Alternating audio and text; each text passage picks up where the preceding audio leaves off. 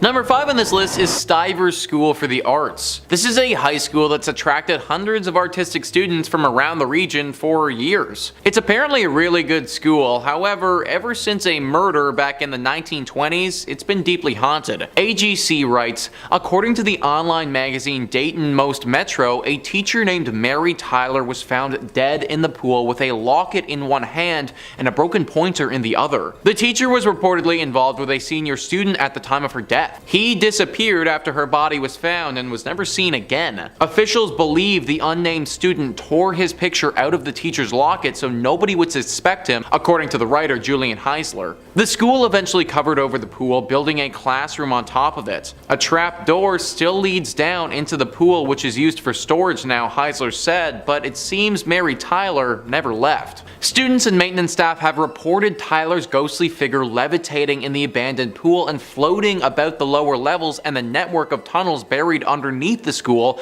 banging on pipes and wailing loudly wherever she goes, Dayton Most Metro reported. A floating dead body. Yeah, that sounds pretty haunted to me, guys. Ever since this ghostly incident, there have been tons of spooky moments reported by students. Lights flickering, temperature changes, items mysteriously moving around by themselves, and things of this nature happening regularly at this school. It's crazy that something that went down 100 years ago still has such a hold over this place, but literally a century later and we still haven't shaken the ghost of Mary Tyler. Hopefully the next century is a little bit less scary for the students at Styer School for the Arts. Number 4 on this list is the Cleveland Federal Reserve. The Cleveland Federal Reserve is where the money is. Now this isn't a comment on people being haunted by crippling debt, even though that's probably the most realistic thing I've ever said on this channel. No, this place is haunted by an actual poltergeist that you don't want to mess with. Matilda is the name of our ghost in question, and she's said to haunt the vault down below.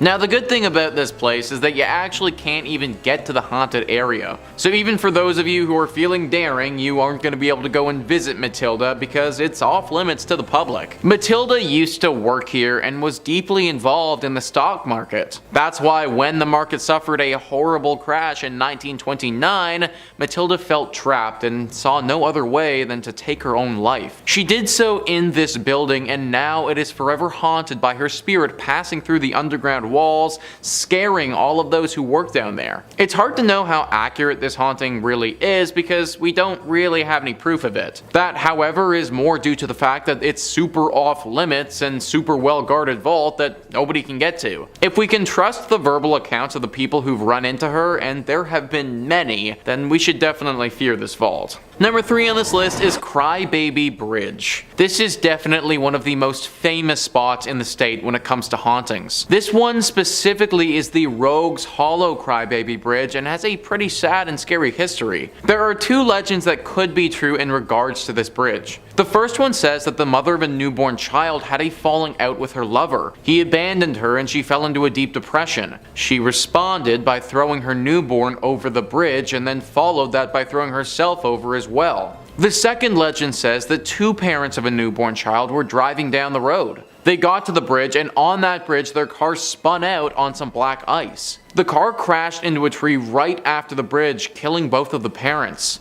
The baby in the back of the car survived though, at least for a time. This road doesn't get traveled on often, and it was very cold that evening. When people eventually did come upon the crash, it was too late.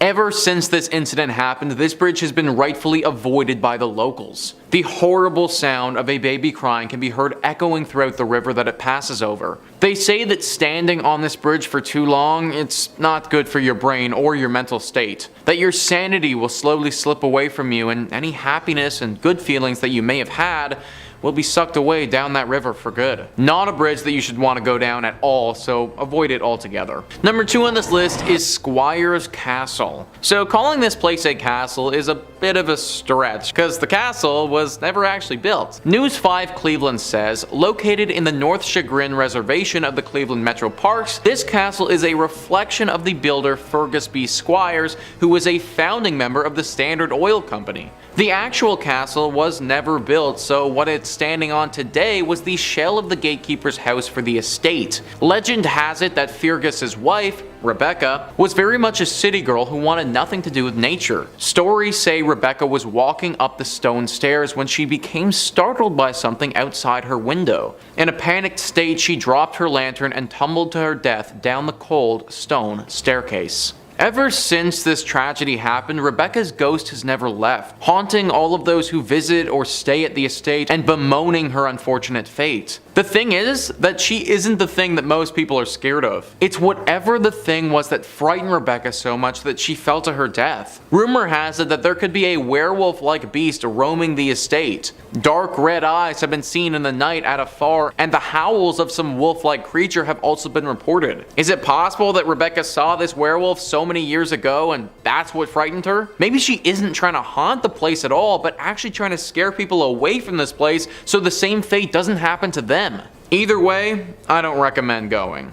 And finally, number 1 on this list is the Lorraine Palace Theater. You know, for once, it would be really nice to go see some theater without fearing for your life. Sadly, you aren't gonna get that at the Lorraine Palace Theater. The Atlanta Journal-Constitution writes, "The Lorraine Palace Theater opened in 1928 in Lorraine, Ohio, near Cleveland. It seats just over 1,700 guests and was the first movie theater in the state to show talking pictures, according to the theater's website." Dave Hensley, a paranormal researcher and the founder of EVP Mediums, told the Chronicle-Telegram after investigating the palace that there are so many spirits there he couldn't even count them all. "We got a name from a gentleman named Ed who said that he worked at the shipyard. That's profound because the shipyard was directly behind the palace. He claimed that he was murdered pushed downstairs," Henley said. "There was a spirit who said that he died of drugs as well. And we had spirits that were killed in the 1924 tornado that hit Lorraine. That was pretty emotional," one of them said. "My body flew,"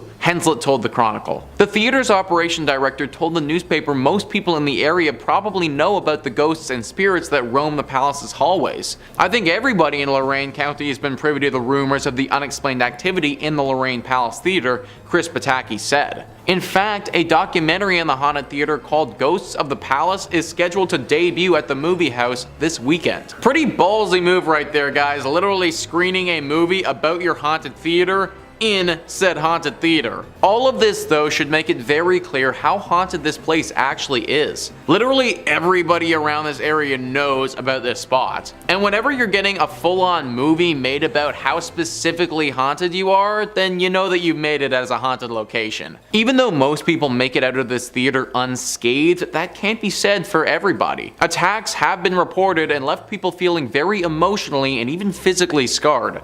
Netflix is a thing for a reason now, guys. Let's use it. Number 5 on this list is Cleveland Gray's Armory Museum. This building was constructed in 1893 for the Cleveland Grays, who were a volunteer private military company. The group helped law enforcement and dealt with other criminal ongoings that attacked the city's streets. They continued helping out the military for as long as the government would allow them to, but after World War I were no longer allowed to enter as a private group. However, they obviously had a lot of weapons and things of that nature that nobody would be using anymore. So today, they're now stands the Cleveland Grays Armory Museum. These guns and cannons don't stand alone though, as there are ghosts living among these walls as well. Disembodied voices and things moving when they're not supposed to are all very common occurrences at the Cleveland Grays Armory Museum. The legend actually became so famous that this place was featured on Ghost Hunters, where they investigated the building and determined that this place is in fact haunted. However, luckily for us, and a reason why you still might be able to go to this place, is that the ghosts are supposedly out there for a good time. These professionals determine that the ghosts are not fueled by anger, but just chilling out in the museum and living their best ghostly lives. Still though, there are many apparitions of military men who will appear, as well as ghostly footsteps and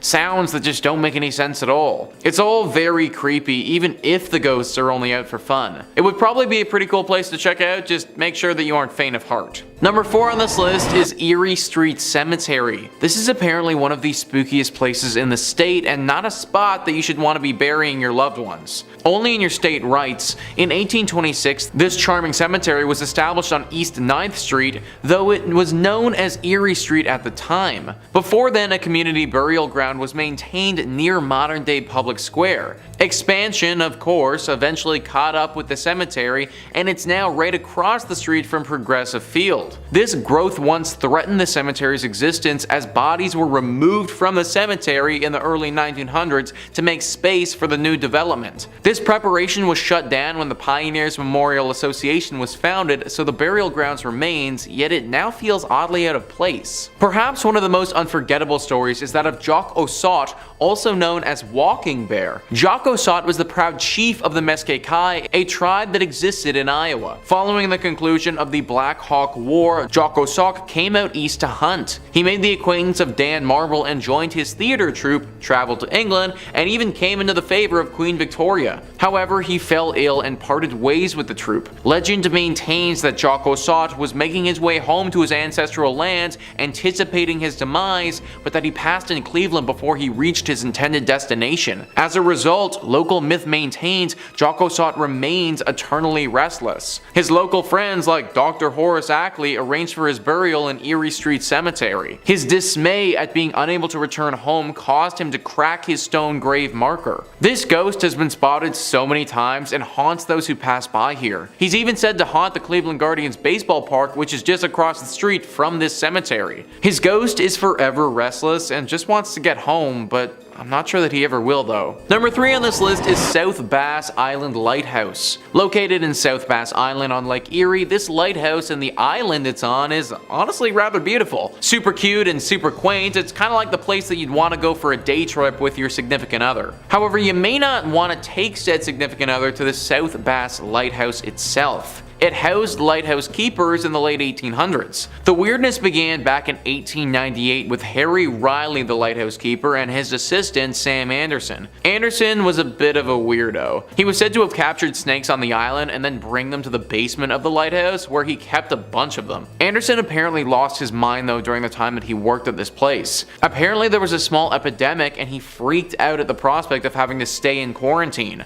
Triggering a little bit? It's thought that he took his own life by jumping off of the cliff portion of the island. Then later on, the lighthouse keeper Harry was found hopelessly mad running around the island like a lunatic. It was the two stories of these men that launched the legends of a haunting at this lighthouse. People are very scared of the lighthouse as they believe it to be haunted with some sort of demon that will make you go insane. A lovely and quaint little spot, but one that if you spend too much time at will literally have you lose your mind. Not to mention the ghosts of these two men have been spotted from time to time running around frantically, looking as if all their wits are totally gone. Number 2 on this list is Edwin Shaw Hospital. Edwin Shaw Hospital has truly seen it all, and it's no wonder that it's deeply haunted today. It initially opened in 1915 as a hospital specifically for tuberculosis. Then a few years later, a side wing opened up to care for pediatric patients. Needless to say, during these periods there was a lot of death that took place. Then in 1947, things changed drastically and became a place for abandoned children,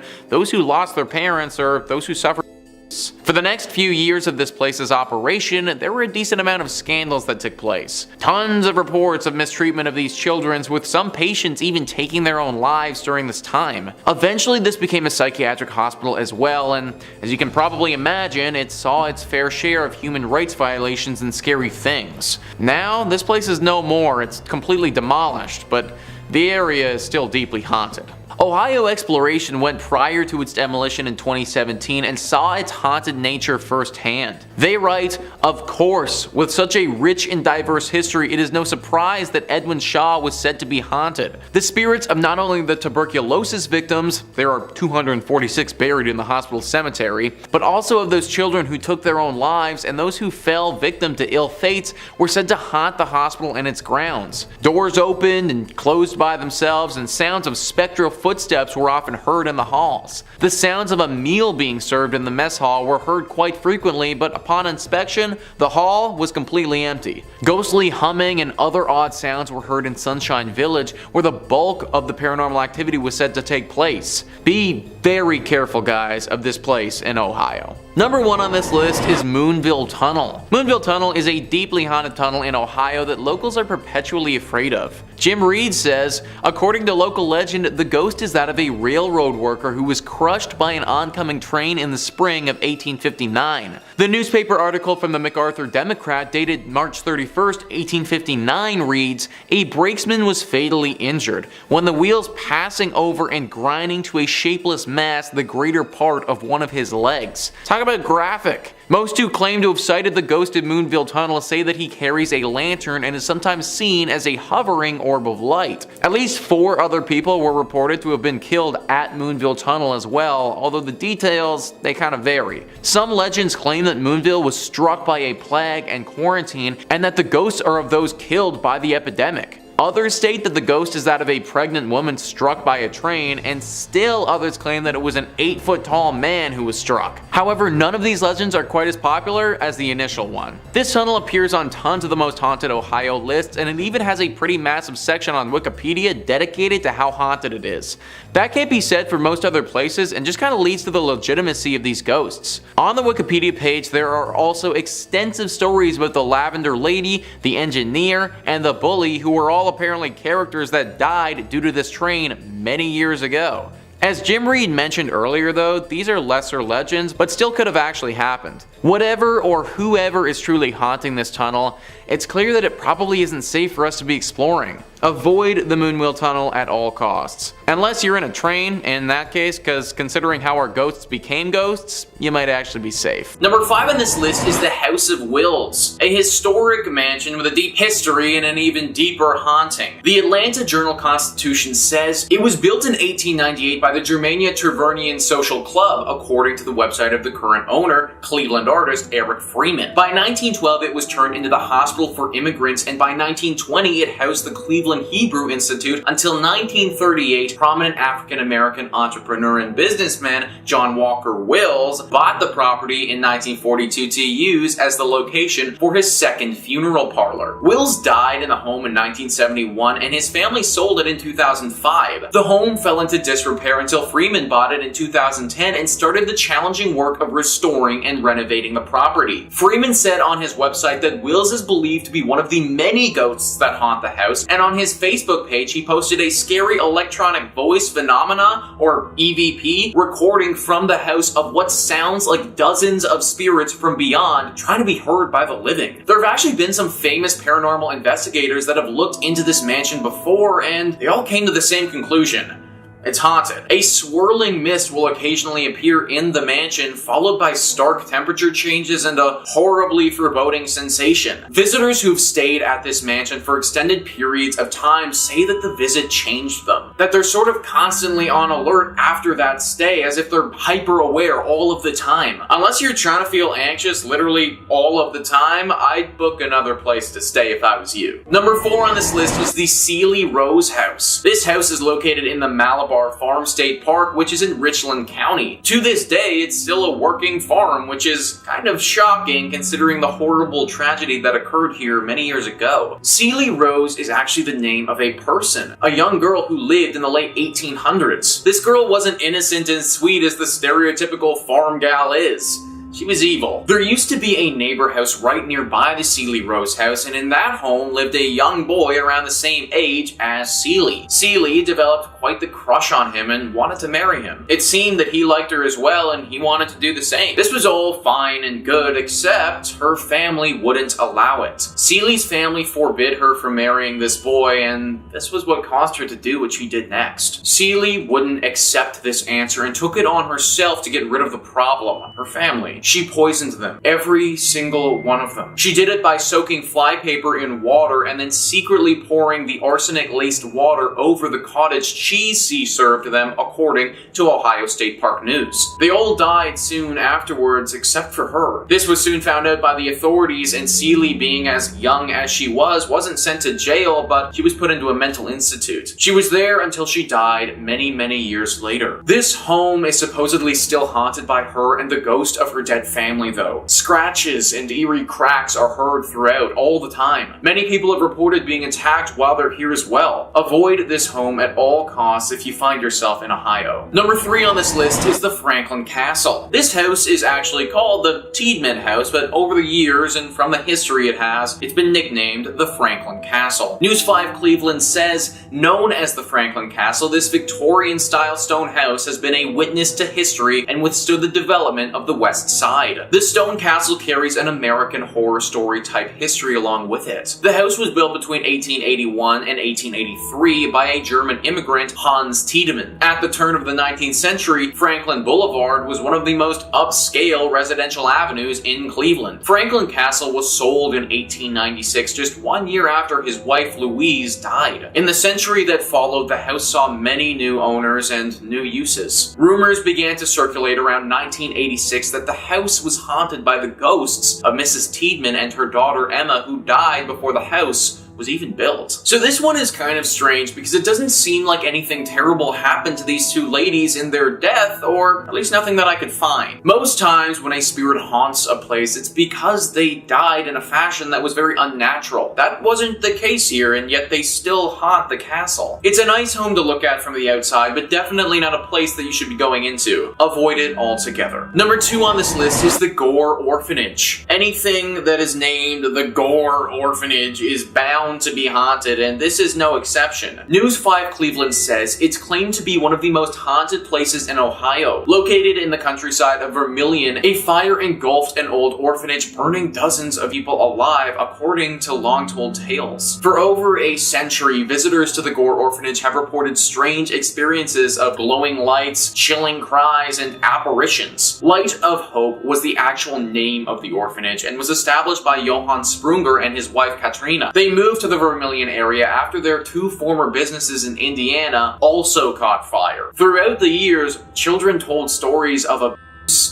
neglect, and slave labor conditions. In 1909, an investigation was conducted, but because the state had no laws or regulations pertaining to orphanages, nothing could formally be done to prosecute the couple. While there's no proof that any deaths actually did occur, there's still little doubt about its reputation for being one of the most haunted areas in Ohio. So not only did this place suffer a horrible tragedy where several people passed away during a massive blaze, but prior to that even happening, there seemed to be so many human rights violations going on. I have no idea how back in the day the state wouldn't have had any laws pertaining to orphanages, but it just shows how back then these operations and children were so neglected. Because of all this tragedy and just general sadness, we have what stands today, a horribly haunted, abandoned old orphanage. Now this is on the list of places not to go, and that's because it is actually very dangerous to do so. The ghosts here are upset, and interacting with them will be a huge strain on your mind. However, if you are feeling strong enough, then I actually do encourage you to go. The only way these spirits will finally find peace is if they finally get the attention from the public that they deserve, something that clearly this place didn't get while it was in operation. And finally, number 1 on this list is the Ohio State Reformatory. This is one of the most famous spots in all of Ohio. It got the public's attention when it was used as the filming location for the famous movie Shawshank Redemption. It also got the public's attention though when it was claimed to be one of the most haunted spots in the entire state. The Atlanta Journal-Constitution says workers laid the cornerstone on what was known as the intermediate prison between the Boys Industrial School in Lancaster and the Ohio State Penitentiary in Columbus for nonviolent offenders on November 4th, 1886, according to the Mansfield News-Journal. The building was used as an operational prison for 94 years until 1981, and during that time there was a good deal of violence, death, and disease. It's not surprising in the least to find out that this place is haunted. Visitors have reported seeing shadows, hearing strange noises and conversations, and experiencing feelings of anger, dread, and sadness. In 1948, the Reformatory's farm boss, his wife, and his daughter were kidnapped and killed by 2 enraged parolees outside the prison's walls. But the building itself is believed to be haunted by the ghost of Arthur Lewis Glattack, the superintendent at the prison from 1935 until 1959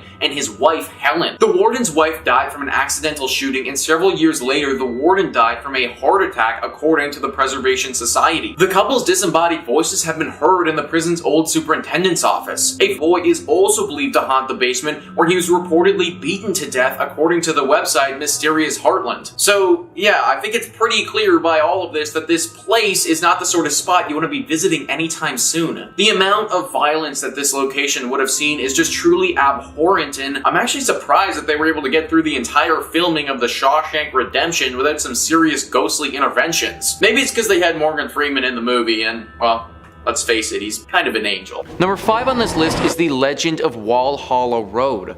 Wall Hollow Road is actually quite a beautiful road in central Ohio. It is very long, starting out as a suburb street and then eventually transitioning into a very skinny one-way road in the middle of what feels like nowhere. As you may expect, our legend takes place in the skinny, abandoned one-way section of this road. The story says that in the 1950s there was a couple that lived in a home along Wall Hollow Road out in the country.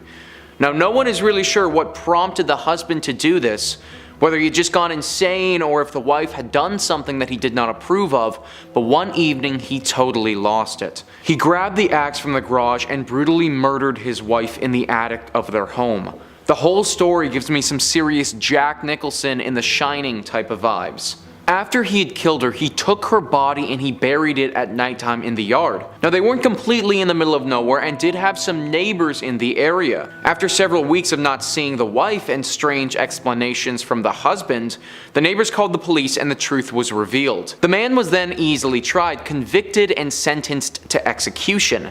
After his death, though, people started reporting seeing him around the area. When they reported this, nobody took it very seriously, considering it had been big news when he was sentenced to death and everybody had heard about it. More and more sightings came out though, and it was always the same story. They could see along the side of the road ghostly apparitions of the husband who was killing his wife. Almost as if the scene was getting played over and over and over again. The locals now swear that if you head down that road and get to the one-way, then it's very possible that you will see the ghost of our murderer replaying the killing of his wife. Number 4 on this list is the Lizard Men. Now, this is certainly a strange one, but honestly it's one of the biggest urban legends that Ohio has to offer. The legend can be traced all the way back to 1955, where it was reported that a traveling salesman spotted these strange looking creatures. Now, this story sounds a little bit ridiculous to me if I'm being completely honest, but apparently 3 lizard-like creatures that are roughly 3 feet tall were standing on their hind legs having a full-on conversation.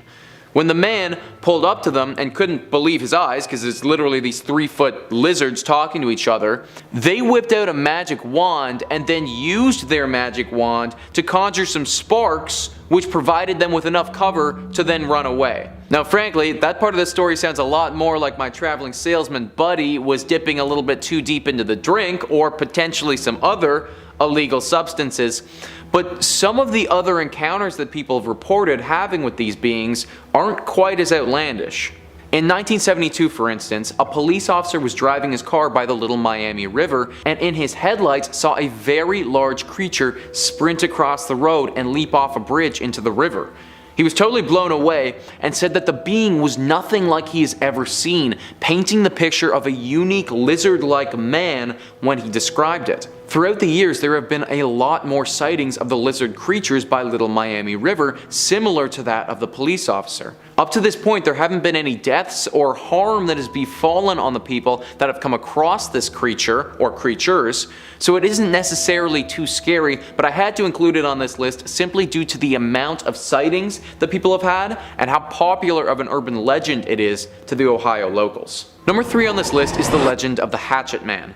Back in the 1800s, there was a man named Andrew Hellman who owned and operated a cemetery. One evening, Andrew was finishing up his business outside, and he was savagely attacked by an unknown assailant. The attacker had a hatchet and used it to cut Andrew's body up into little tiny pieces. This clearly wasn't enough for the killer though, who then took all of these little bits of Andrew and scattered them around the entire cemetery. Andrew Andrew was a nice man and didn't deserve this at all, and he definitely didn't deserve for his soul to get trapped in limbo like it is right now. Legend says that Andrew's spirit still wanders through this cemetery and has completely lost its mind. People have reported hearing the sound of somebody banging a hatchet on gravestones throughout the cemetery, screaming at the top of their lungs as they do it. It has also been reported that they have discovered hatchet scrapings on the tombstones in this cemetery as if somebody had slammed a hatchet on them as hard as they could. Some locals even believe that Andrew's ghost, or Hatchet Man,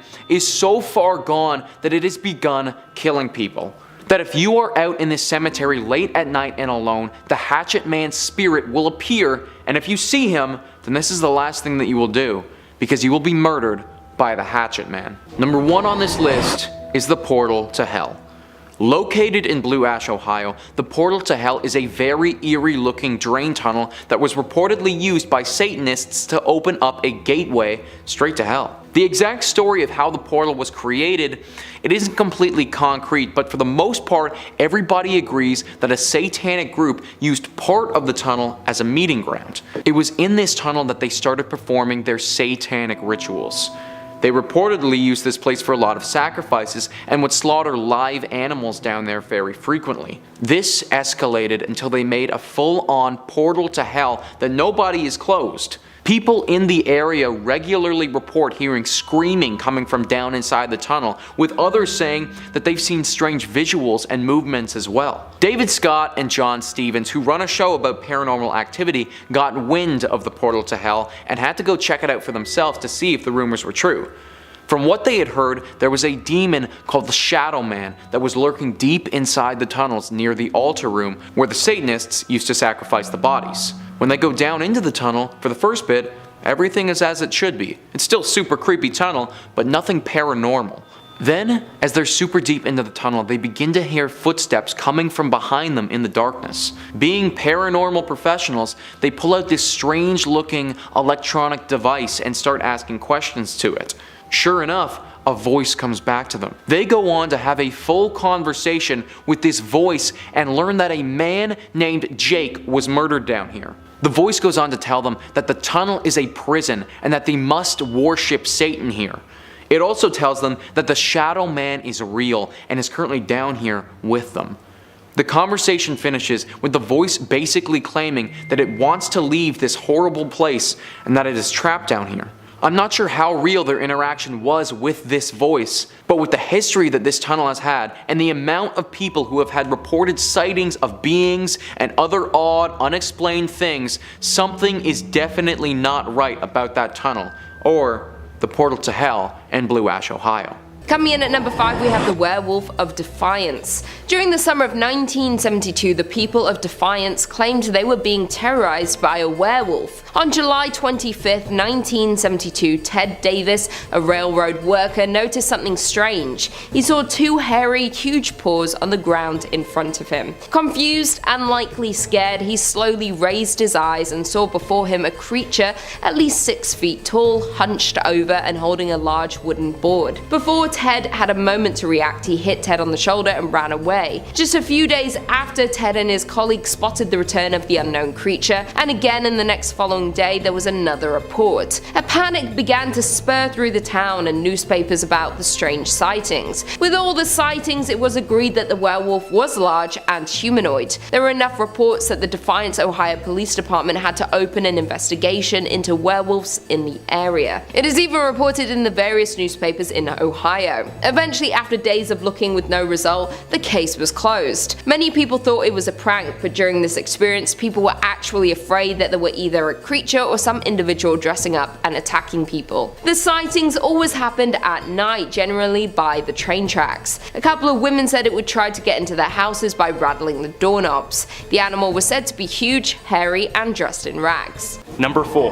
Molly Stark Sanatorium. The former Molly Stark Hospital, located in Molly Stark Park in Ohio, is a haunting relic of a bygone era. Once a treatment center for tuberculosis patients, the decaying building exudes a ghoulish aura, with vines snaking over ancient brick, shattered windows, and faded stone. Closed for over 2 decades, the hospital's dilapidated state has attracted ghost hunters and paranormal enthusiasts, leading to the erection of a barbed wire fence to deter trespassers. Owned by the Stark County Park District, the property offers public tours to its exterior, revealing intricate architectural details and a fascinating history.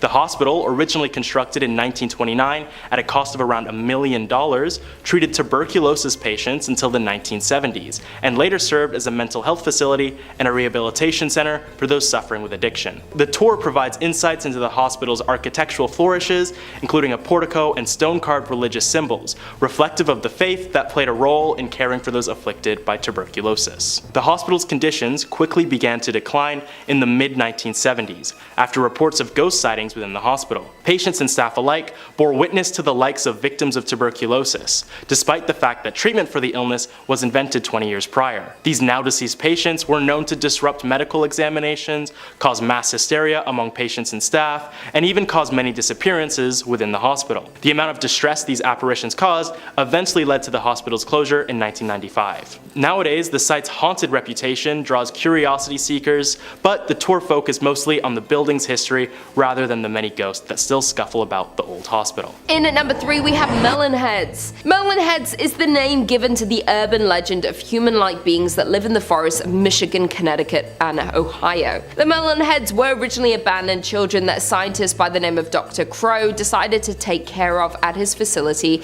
in Kirtland, Ohio. While the children stayed at the facility, Dr. Crow performed experiments. What got them the name Melon Heads was when Dr. Crow injected chemicals into their brains, which caused their craniums to grow abnormally large. Because of the abnormal growth, they developed hydrocephalus, which caused them to become mentally ill. After years of neglect, the Melon Heads ended Dr. Crow's life and burned down his facility. After the death of the mad scientist Dr. Crow, the Melon Heads decided to inhabit the forest of Crybaby Bridge. To survive, the Melon Heads feast on any animals that they hunted down. Because of their paranoia of society, the Melon Heads ate anyone that spotted them. To keep the Melon Heads cult going, they've kept inbreeding, making the offspring even more raving and paranoid. Legend holds that the Melon Heads reside in Wisner Road in Kirtland and Chardon Township, with locals and bypassers reported seeing and hearing the Melon Heads as they lurk in the forest looking for their next victim. Local lore depicts them as a territorial and angry, responsible for attacks, kidnappings, and theft of pets and livestock for food. An explorer even wrote a book about the first person encounter with Melon Head. Kelly Topradosian claims that she was exploring the grounds of the then abandoned Felt Mansion and her friends one night when she saw a small human in the distance. They had an unusually large head, but she wasn't scared. Then he started walking towards them. In at number 2 we have Myrtle Hill Cemetery. Residing in Cleveland, Ohio, the Myrtle Hill Cemetery is one mysterious and scary resting place.